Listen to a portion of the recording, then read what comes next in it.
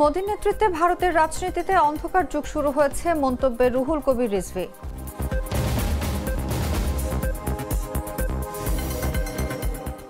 আমরা ধর্মের ভিত্তিতে জাতিকে বিভাজিত করার পক্ষে নই, বললেন জামায়াত আমির।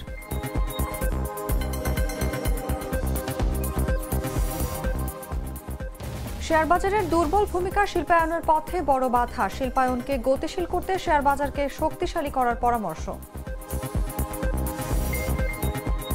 ইসলামী ব্যাংকে চাকরিচ্যুতদের অবরোধ, ফৌজদার হাটে ঢাকা চট্টগ্রাম মহাসড়কে 10 কিলোমিটার যানজট, ভোগান্তিতে হাজারো যাত্রী।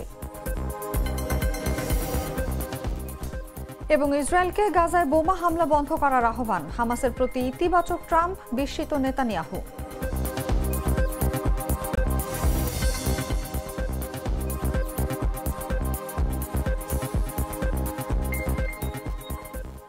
এতক্ষণ শুনছিলেন সংবাদ শিরোনাম। দর্শক, আমন্ত্রণ সন্ধ্যা 7টার সংবাদে। সঙ্গে আছি আমি অনুভা বিশ্বাস। মশলা বদলে ফেলেছি, এবার আপনিও বদলে ফেলুন। একবার প্রাণ গুঁড়া মশলা ব্যবহার করেই দেখুন। এবারে চলে যাচ্ছি পুরো খবরে। মোদীর নেতৃত্বে ভারতের রাজনীতিতে অন্ধকার যুগ শুরু হয়েছে বলে মন্তব্য করলেন বিএনপির সিনিয়র যুগ্ম মহাসচিব রুহুল কবির রিজভী। তিনি বলেন, দুর্গাপূজায় প্রধান উপদেষ্টার চেহারা অসুরের মূর্তির মধ্যে বসিয়ে নিম্ন রুচির পরিচয় দিয়েছে ভারত। শনিবার বিকেলে রাজধানীর বনানীতে তরুণ শিল্পীদের ছবি নিয়ে লবেলিয়া আর্ট এক্সিবিশন অনুষ্ঠানে প্রধান অতিথির বক্তব্যে এই মন্তব্য করেন তিনি। মোদীর নেতৃত্বে ভারতে যেন অন্ধকার যুগ, মধ্যযুগ প্রতিষ্ঠিত হয়েছে বলে আজকে সেই অবস্থা। সেই দিক থেকে আমরা যাই বলি না কেন, এখানে যাই হোক, এখানে ধর্মপ্রাণ মানুষ আছে, বোধ হিন্দু মুসলমান সবার ধর্মপ্রাণ আছে। এবার পুজো কত আনন্দের মধ্যে দিয়ে হয়েছে। আমাদের শঙ্কা ছিল যেখানে হয়তো দেশ বিদেশের অনেক স্যাবোটেজ হতে পারে, অন্তর্ঘাত হতে পারে, কিন্তু আমরা প্রত্যেকে কেয়ারফুল ছিলাম। প্রত্যেকটি মানুষ, আমি বলবো যে কোনো পলিটিক্যাল পার্টি না, প্রত্যেকটি মানুষ, এখানে বড় সংখ্যাগরিষ্ঠ মানুষ তো মুসলমানরা, তারাও কেয়ারফুল ছিল। এদেশের আলেম ওলেমা, মাদ্রাসার ছাত্র প্রত্যেকে কেয়ারফুল ছিল যে এখানে যেন পূজাতে যেন কোনো ধরনের বিশৃঙ্খলা বা নাশকতা তৈরি না হয়। এটাই আমাদের অহংকার। জামায়াতে ইসলামী ধর্মের ভিত্তিতে জাতিকে বিভাজিত করার পক্ষে নয় বলে মন্তব্য করেছেন দলটির আমির ডক্টর শফিকুর রহমান। বলেন, সাম্প্রদায়িক সম্প্রীতির অনন্য উদাহরণ বাংলাদেশ। আল্লাহভীরু মানুষ সমাজের নেতৃত্বের আসনে বসলে শান্তি প্রতিষ্ঠা হবে। শনিবার রাজধানীর মগবাজারে আল ফালাহ মিলনায়তনে কেন্দ্রীয় উলামা কমিটির উদ্যোগে দেশের দায়ী ও ওয়াইজ সম্মেলনে এই মন্তব্য করেন তিনি। ঠিক যে বাংলাদেশের 90.8% মানুষ আদমশুমারি, সর্বশেষ আদমশুমারি অনুযায়ী মুসলমান, বাকি হিন্দু, বৌদ্ধ এবং খ্রিস্টান। কিন্তু আমরা এখানে ধর্মের ভিত্তিতে জাতিকে বিভাজিত করার পক্ষে নয়। আমরা একটা ঐক্যবদ্ধ জাতি দেখতে চাই। এদেশে আমরা যেমন নিজেরা আল্লাহ তাআলার দরবারে দরখাস্ত করে পয়দা হওয়ার জন্য কোনো উদ্যোগ নেইনি, ঠিক অন্যরাও আল্লাহর ইচ্ছায় এখানে পয়দা হয়েছে। মানুষের সামনে বিভিন্ন ধর্ম মত আছে। আল্লাহ তাআলা বিবেকের শানিত শক্তি দান করেছেন। মানুষ তার বিবেচনা এবং বিবেকের জায়গা থেকে সে ধর্মকে গ্রহণ করবে। এ জায়গায় আমাদের দায়িত্বটা কি? আমাদের দায়িত্ব হচ্ছে আল্লাহ তাআলার দেওয়া শাশ্বত বিধান, সকল নবীদের শেষ নবী, পূর্ণাঙ্গ বিধান এবং খাতিমুন নবিয়্যিন, এর মাধ্যমে দুনিয়াবাসীর জন্য যে আলোকিত বিধান বা সংবিধান পাওয়া গিয়েছে, আল কোরআন। ফেব্রুয়ারিতে জাতীয় সংসদ নির্বাচনের নামে প্রহসন হতে যাচ্ছে বলে মন্তব্য করলেন জাতীয় পার্টির চেয়ারম্যান জিএম কাদের। শনিবার বিকেলে ঢাকা রিপোর্টার্স ইউনিটিতে জাতীয় মহিলা পার্টির কেন্দ্রীয় বর্ধিত সভায় এই মন্তব্য করেন তিনি। এ সময় তিনি বলেন, শেখ হাসিনা খারাপ নির্বাচন করেছেন, তবে এখনো ভালো নির্বাচনের লক্ষণ দেখা যাচ্ছে না। আগামী ফেব্রুয়ারিতে নির্বাচনের নামে প্রহসন হতে যাচ্ছে বলেও দাবি করেন তিনি। ফেব্রুয়ারি মাসে যে নির্বাচনটি নিয়ে এত আলাপ আলোচনা হচ্ছে, সেটার বিষয়ে আমাদের মতামত হলো এটা সঠিক অর্থে ঠিক নির্বাচন হচ্ছে বলে আমরা মনে করছি না। এটা নির্বাচনের নামে কিছুটা প্রহসন হচ্ছে বলেই আমার বিশ্বাস। কেননা যেটা আমরা শেখ হাসিনা সরকারের যে নির্বাচনকে নিয়ে আমরা এত সমালোচনা করেছিলাম যে শেখ হাসিনা নিজের দলের সঙ্গে দলের একটা নির্বাচন করেছিলেন, যেখানে দল তার প্রতিপক্ষ নিজের দলের লোকের সঙ্গে কম্পিটিশন করেছিলেন। সামান্য কিছু ব্যতিক্রম ছিল, আমাদেরকেও সেখানে ওনারা নিয়ে এসেছিলেন কিছুটা বাধ্য করে। এখনও মোটামুটি সরকারি দল এবং আধা সরকারি দল এই দুটোর মধ্যে নির্বাচন হচ্ছে। সাধারণত এই ধরনের নির্বাচনে একটা পক্ষ যদি একেবারে নিউট্রাল গভর্নমেন্টের আন্ডারে হয়, নিরপেক্ষ, তাহলে এক পাশে থাকে এক পক্ষ আর এক পাশে থাকে তার প্রতিপক্ষ। এখানে মোটামুটি সরকার পক্ষ এবং অর্ধ সরকার মানে আধা সরকারি এই ধরনের দুটো দলের কম্পিটিশন হচ্ছে। প্রতিপক্ষ যেমন শেখ হাসিনা ছিল দলের লোকের সঙ্গে দলের লোকের প্রতি, এখানে সরকারি দলের সঙ্গে আধা সরকারি দলের কম্পিটিশন। প্রতিপক্ষ সেভাবে আমরা দেখছি না। তো সেই কারণে মনে করি যে এটা নির্বাচন। সর্বস্তরের মানুষের শ্রদ্ধায় বিদায় জানানো হচ্ছে ভাষা সৈনিক কবি আহমেদ রফিককে। সকাল 11টায় কেন্দ্রীয় শহীদ মিনারে আনা হয় তার মরদেহ।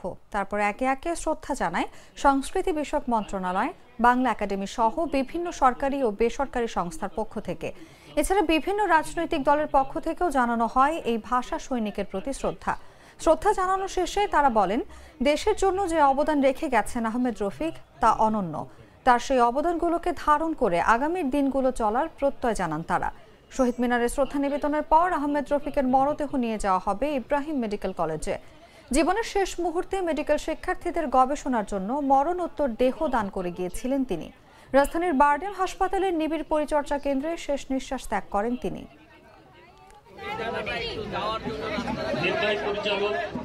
ভাষা আন্দোলনে তার একটা সক্রিয় ভূমিকা ছিল। মেডিকেলের ছাত্র হওয়ার ব্যতিক্রম হচ্ছে তিনি শুধু ভাষা সংগ্রামী না, তিনি সাহিত্য সংস্কৃতির ক্ষেত্রে অসাধারণ ভূমিকা রেখে গেছেন এবং তিনি একজন রবীন্দ্র বিশেষজ্ঞ হিসাবেও খ্যাতি অর্জন করেছেন। ওনার সাথে আমার ব্যক্তিগত ঘনিষ্ঠতা ছিল। বিভিন্ন শান্তি আন্দোলন সহ বিভিন্ন সামাজিক আন্দোলনগুলোতে উনি অংশগ্রহণ করেছেন এবং এমন অমায়িক স্মিতভাষী বিদ্বান মানুষ আমার খুব কমই চোখে পড়েছে।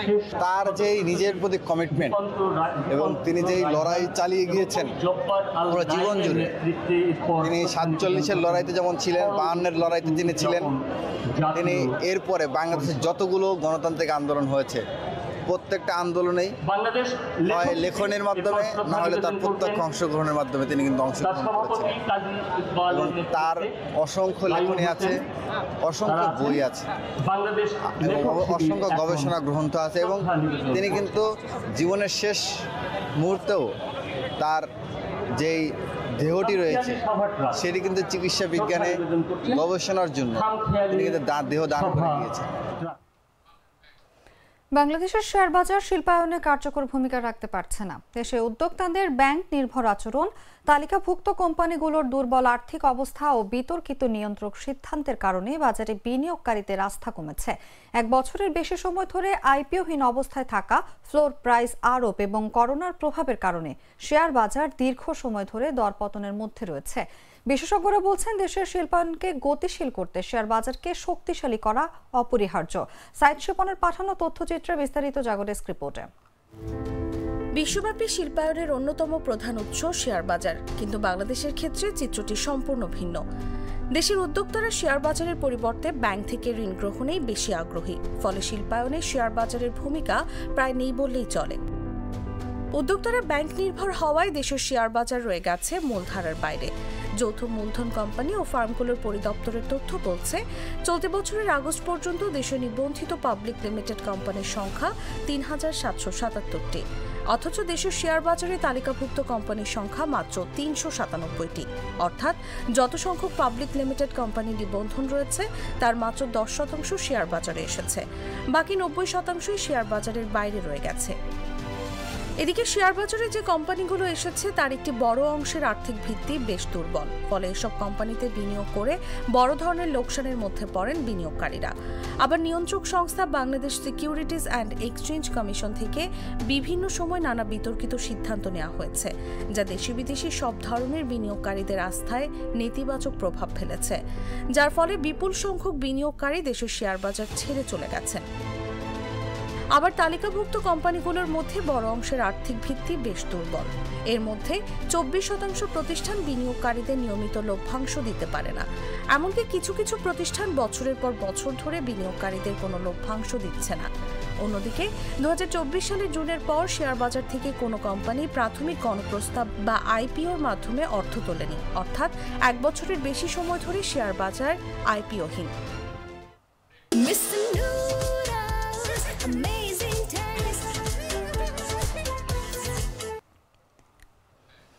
চট্টগ্রামের ফৌজদারহাটে ইসলামী ব্যাংকের চাকরিচ্যুত কর্মকর্তারা ঢাকা চট্টগ্রাম মহাসড়ক অবরোধ করে বিক্ষোভ করেছেন। এতে সীতাকুণ্ডের ফৌজদারহাটের উভয় পাশে 10 কিলোমিটার যানজট সৃষ্টি হয়েছে। মহাসড়কের সিটি গেট থেকে মাদাম বিবির হাট পর্যন্ত যানজট রয়েছে। শনিবার সকাল থেকে শুরু হওয়া এই কর্মসূচির কারণে দেশের সবচেয়ে ব্যস্ত মহাসড়কটিতে যান চলাচল বন্ধ হয়ে যায়। বর্তমানে অবরোধ তুলে নিলেও সড়কের দুই পাশে সৃষ্টি হয়েছে তীব্র যানজট। ভোগান্তিতে পড়েছেন হাজারো যাত্রী। দুপুর 12টার দিকে মহাসড়কের পাশে মানববন্ধন কর্মসূচি পালন করেন চাকরিচ্যুত কর্মকর্তারা। এতে শত শত কর্মকর্তা অংশ নেন। অবরোধকারীরা অভিযোগ করেন চট্টগ্রাম অঞ্চলে ইসলামী ব্যাংকের প্রায় 400 কর্মকর্তাকে অন্যায়ভাবে চাকরিচ্যুত করা হয়েছে। পাশাপাশি আরও 4 থেকে 5 হাজার কর্মকর্তাকে ওএসডি করে কর্মস্থলে নিষ্ক্রিয় করে রাখা হয়েছে। এতে তারা মানবেতর জীবনযাপন করছেন। পরিবার নিয়ে পড়েছেন চরম অনিশ্চয়তায়। আমাদের এখানে দাবি রয়েছে, সেই দাবিগুলো হচ্ছে আমরা যারা টার্মিনেশন করা হয়েছে আমাদের ভাইদেরকে, তাদেরকে সর্বদা বিনা শর্তে পুনর্বহাল করতে হবে। আমাদের দাবি যদি মেনে না হয় তাহলে সাধারণ জনগণ সহ 20 চট্টালা ঘেরাও করার পরে আমরা দিলকুশা ঘেরাও করব। না হয় তাদেরকে জোরপূর্বক যেভাবে আমাদেরকে বের করে দেওয়া হচ্ছে সেভাবে বের করে দেবো। ইসলামী ব্যাংক বাংলাদেশ পিএলসিতে চট্টগ্রামের বৃহত্তর চট্টগ্রামের কর্মকর্তারা বৈষম্যের শিকার হয়েছে। সেই বৈষম্যের আমরা একটি সুনির্দিষ্ট প্রতিকার চাই। যতদিন পর্যন্ত এই প্রতিকার হবে না আমরা রাজপথেই থাকবো, শান্তিপূর্ণ আন্দোলন করে যাব। আমরা কোনো বিশৃঙ্খলার মধ্যে নেই। অন্যায়ভাবে চাকরিচ্যুত করে এই জন্য আমরা শান্তিপূর্ণ মানববন্ধন কর্মসূচিতে আমরা অংশগ্রহণ করেছি।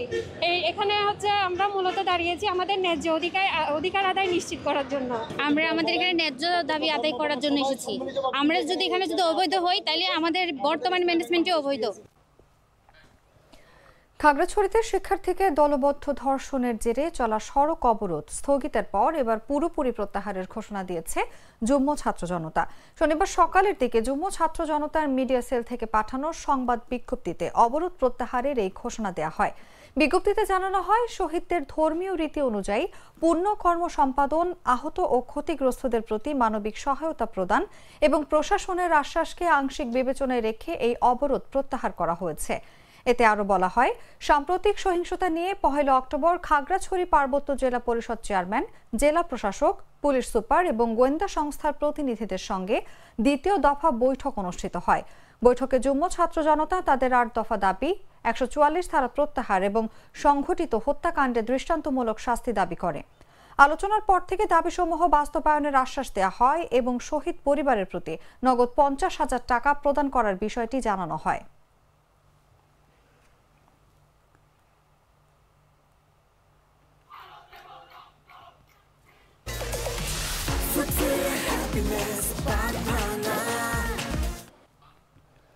জানাবো আন্তর্জাতিক সংবাদ।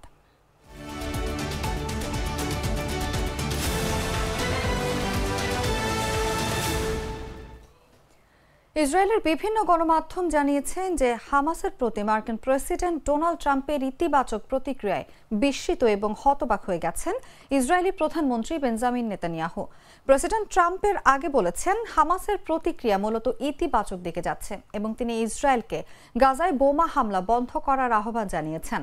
ইসরায়েলি গণমাধ্যমের খবরে বলা হচ্ছে, নেতানিয়াহু চেয়েছিলেন হামাসের বক্তব্যের জবাবে ইসরায়েল ও যুক্তরাষ্ট্র যৌথভাবে সমন্বিত প্রতিক্রিয়া জানাবে, যাতে হামাসের বক্তব্য কোনোভাবেই ইতিবাচক হিসেবে দেখা না যায়।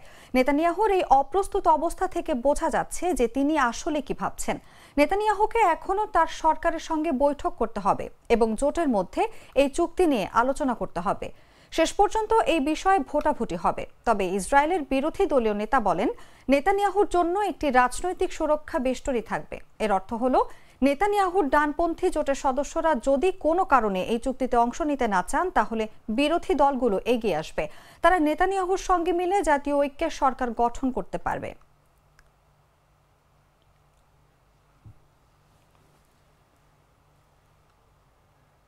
সংবাদ শেষ করার আগে শিরোনামগুলো জানিয়ে দিচ্ছি আরেকবার।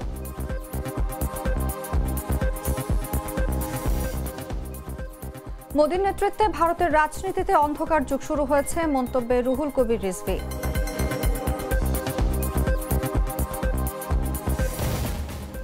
আমরা ধর্মের ভিত্তিতে জাতিকে বিভাজিত করার পক্ষে নই, বললেন জামায়াত আমির।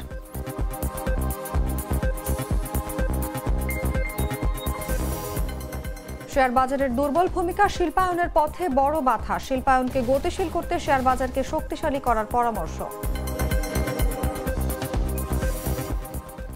ইসলামী ব্যাংকের চাকরিচ্যুতদের অবরোধ, ফৌজদারহাটে ঢাকা চট্টগ্রাম মহাসড়কে 10 কিলোমিটার যানজট, ভোগান্তিতে হাজারো যাত্রী।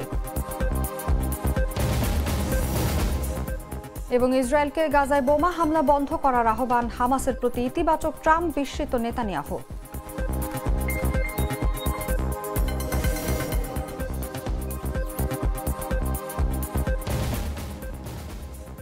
দর্শক, এই ছিল এখনকার মতো। প্রতি মুহূর্তের সর্বশেষ খবর জানতে ভিজিট করুন jagonews24.com।